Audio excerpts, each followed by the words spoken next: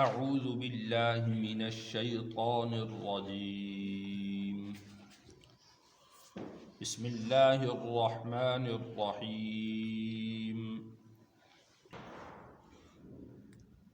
وما علمناہ اور نہیں ہم نے سکھلایا ان کو الشعر شعر وما ينبغی لہ اور یہ اس کے مناسب بھی نہیں ان ہوا الا ذکر یہ تو محض نصیحت ہے وقرآن مبین اور واضح قرآن۔ اگر ہم اس آیت میں اور اس سے ماقبل کی آیات میں غور کریں تو ان میں بڑی گہری مناسبت ہے۔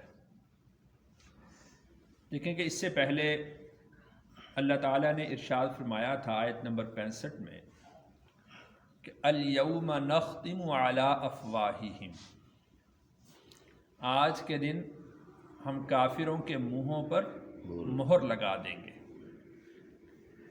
کافروں کے منہوں پر مہر لگانے کی وجہ کیا ہے؟ کہ دنیا کے اندر رہتے ہوئے ایک تو ہے کہ چرب زبانی، کلام کی تیزی، ہوشیاری، چالاکی سے وہ کام لیتے ہیں۔ دوسرا یہ بطور سزا کے ہے کہ دنیا کے اندر وہ لوگ اسی زبان سے انبیاء علیہم السلام کی تکذیب کیا کرتے تھے،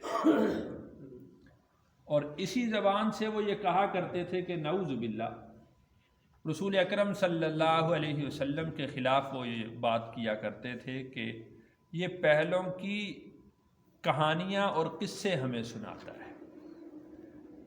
نعوذ باللہ وہ یہ کہا کرتے تھے کہ یہ اللہ پر جھوٹ باندھتا ہے۔ وہ یہ کہا کرتے تھے کہ یہ قرآن شعر ہے، سحر انگیز کلام ہے۔ آج کے دن بطور سزا کے اللہ تعالیٰ نے ان کے منہوں پر مہر لگا دی ہے، اور رسول اکرم صلی اللہ علیہ وسلم کے کلام کی تصدیق خود اللہ نے کی ہے۔ وما علمناہ الشعر وما ينبغی لہ، جس کلام کو تم شعر کہتے ہو تو وما علمناہ الشعر، ہم نے رسول اکرم صلی اللہ علیہ وسلم کو شعر کہنا سکھلایا ہی نہیں ہے۔ آپ علیہ السلام کی زبان کی فصاحت اور بلاغت، اس کو اہل عرب کا کوئی شخص بھی آپ کی فصاحت اور بلاغت کو نہیں پہنچ سکتا تھا۔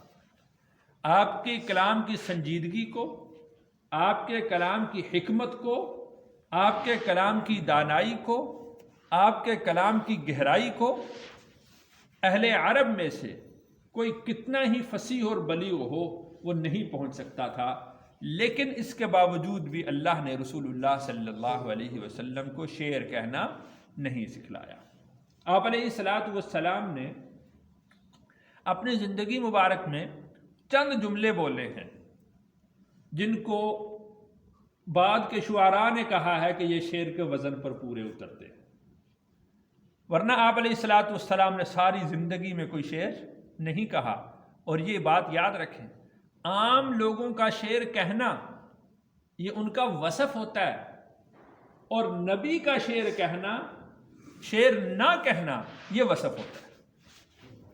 عام لوگوں کا وہ شعر کہیں تو ہم کہتے ہیں کہ بڑا کلام کرتا ہے، بڑا اس کا کلام ہے، بڑا شاعر ہے، بڑا فصیح اور بلیغ ہے۔ ہم اس کو کسی بہت اچھا شاعر ہو تو قومی شاعر بنا دیتے ہیں، اس سے اچھا شاعر ہو تو ہم اس کو دنیا کے درجے کا شاعر کہہ دیتے ہیں، ہم اس کی تعریف کرتے ہیں۔ نبی کا شعر نہ کہنا یہ اس کا وصف ہوتا ہے۔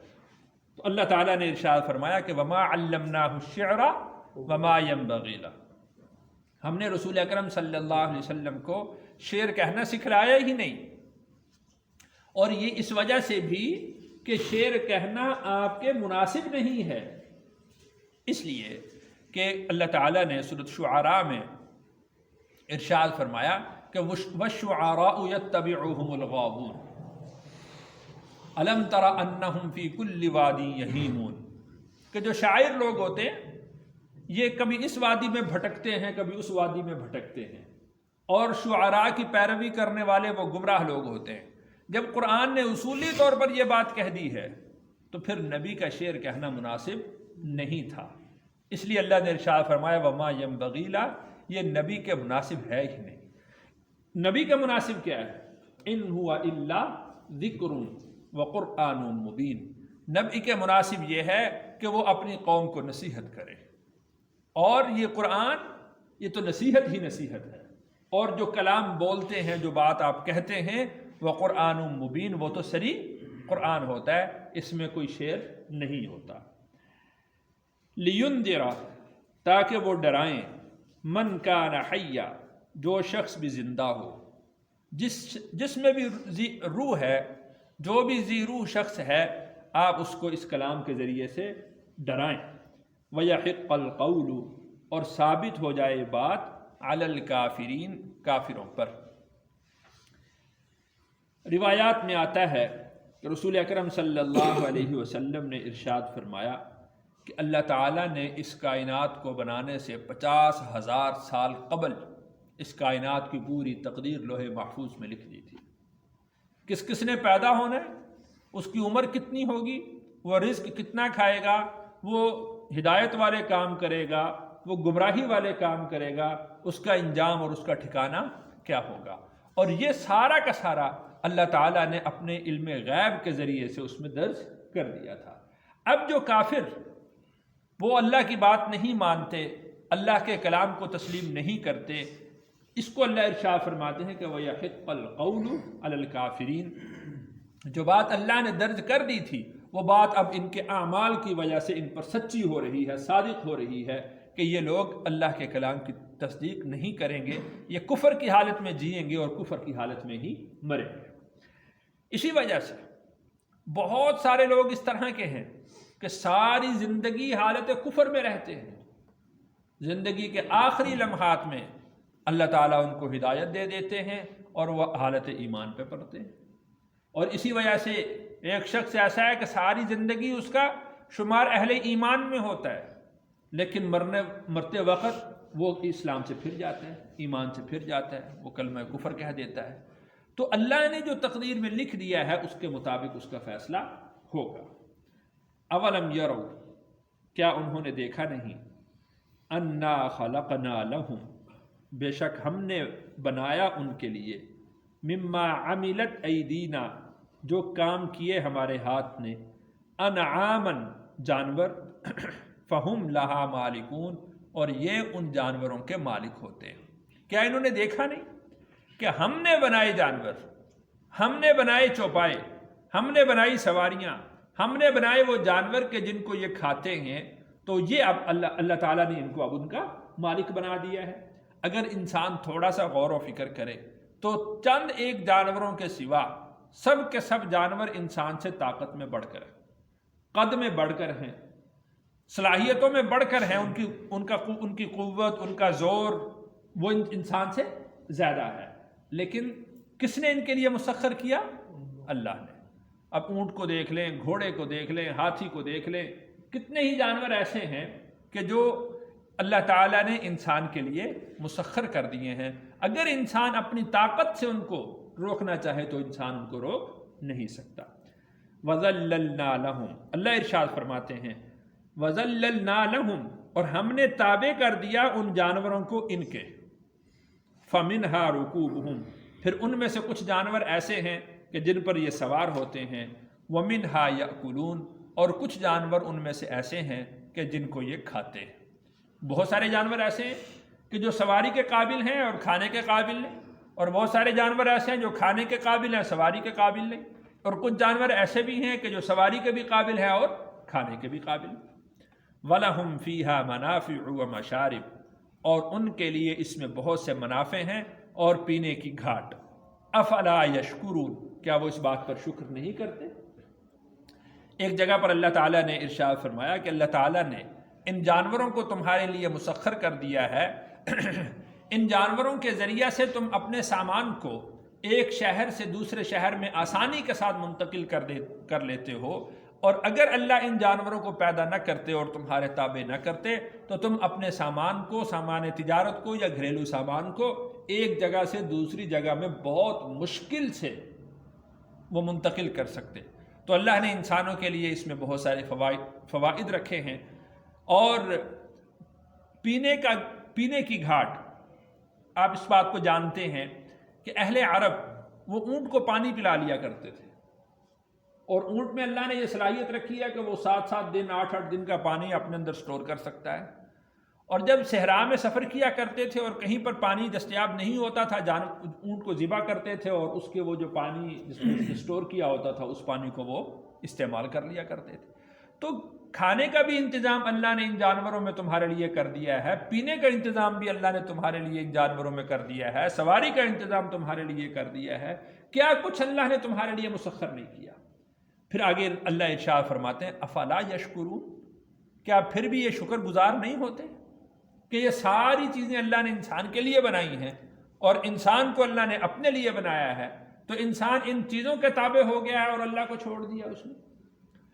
پھر وَاتَّخَذُوا مِن دُونِ اللَّهِ آلِهَةً، انہوں نے بنایا اللہ کو چھوڑ کر معبود، لَعَلَّهُمْ يُنصَرُونَ، شاید کہ وہ مدد کیے جائیں گے. اللہ کو چھوڑ کر پھر انہوں نے معبود بنا لیا،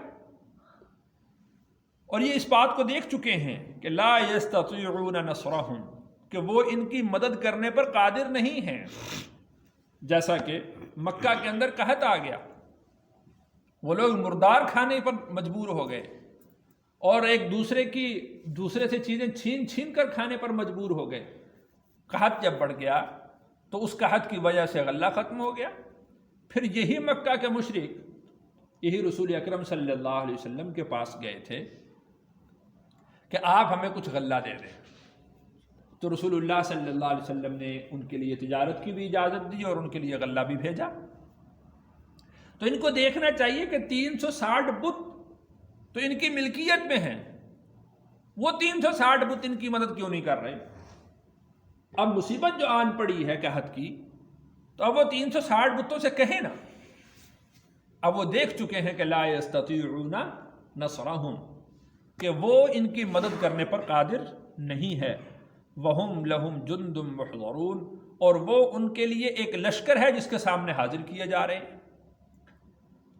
اس کے دونوں معنی کیے جا سکتے ہیں کہ یہ لشکر کے لشکر بن کر ان بتوں کے سامنے حاضر ہوتے ہیں اور ان کی پوجا پاٹ کرتے ہیں. گروہ در گروہ آتے ہیں اور بتوں کے سامنے کھڑے ہو کر ان کی پوجا کرتے ہیں. اور دوسرا مطلب اس کا یہ ہے کہ قیامت کے دن یہ سارے کے سارے بت وہ ان مشرکین کے سامنے کھڑے کیے جائیں گے. دونوں باتیں وہ قرآن مجید سے ثابت ہے. وہ سارے کے سارے بت قیامت کے دن ان کے سامنے کھڑے کیے جائیں گے، ایک لشکر بنا کر ان کے سامنے کھڑے کر دیے جائیں گے کہ یہ ہیں وہ سارے بت، اب ان سے مدد مانگ لو، اب ان کو کہو کہ وہ تمہیں اللہ کے عذاب سے بچا لیں، اللہ کے عذاب سے چھڑا لیں. ایسا ہو نہیں سکتا. فلا يحزنك قولهم، یہ ساری کی ساری اللہ تعالیٰ نے بات ارشاد فرمائی کہ ان کی بے ثباتی کو اللہ نے بیان کر دیا. ان کی قوت، ان کی طاقت، ان کی صلاحیت، ان کے لشکر کی اللہ تعالیٰ نے اہمیت کو ختم کر دیا. اور اس کے بعد اللہ نے ارشاد فرمایا کہ فلا يحزنك قولهم، ان کی باتیں آپ کو پریشان نہ کریں، یعنی ان کی باتوں سے آپ پریشان نہ ہوا کریں. انا نعلم، ہم سب جانتے ہیں، ما یسرون وما یعلنون، جن باتوں کو یہ چھپاتے ہیں یا جن کو یہ ظاہر کرتے ہیں. یعنی مجلسوں میں بیٹھ کر، گھروں کے اندر بیٹھ کر، کمروں کے اندر بیٹھ کر، یا آپ کے خلاف جو سازشیں کر رہے ہوتے ہیں، آپ کے خلاف جو باتیں بنا رہے ہوتے ہیں، آپ کو اور آپ کی دعوت کو ختم کرنے کی جو کوشش کر رہے ہوتے ہیں، انا نعلم ما یسرون، وہ ساری کی ساری باتیں ہمارے سامنے. اور اس حربے کو استعمال کرنے کے لیے جو لوگ آپ کے پاس آتے ہیں اور آپ کے خلاف بات کرتے ہیں اور آپ کو اس اپنے جال میں پھنسانے کی کوشش کرتے ہیں، گویا کہ وہ آپ کے سامنے ظاہر کر رہے ہیں. تو اس ظاہر کرنے والی چیز کو بھی ہم سمجھتے ہیں کہ یہ کیا بات کر رہے ہیں اور یہ بند کمروں میں کیا گفتگو کر کے آئے ہیں. انا نعلم ما یسرون وما یعلنون، ان تمام چیزوں کو ہم جانتے ہیں جن کو یہ چھپا کر رکھتے ہیں یا جو آپ کے سامنے ظاہر کرتے ہیں. تو لہذا فلا يحزنک قولہم، ان کی باتیں آپ کو پریشان نہ کریں، آپ ان کی باتوں سے پریشان نہ ہوا کریں۔ تو یہ جو حصہ ہے، اس حصہ میں اللہ تعالیٰ نے رسول اکرم صلی اللہ علیہ وسلم کو کفار کے مقابلے میں، مشرکین کے مقابلے میں آپ کو حوصلہ دیا ہے، آپ کو تسلی دی ہے۔ اللہ تعالیٰ سے دعا ہے اللہ تعالیٰ مجھے اور آپ کو ایمان پر ثابت قدم رکھے۔ الحمدللہ رب العالمین والصلاة والسلام علی سیدنا رسول اللہ۔ ربنا آتنا فی الدنیا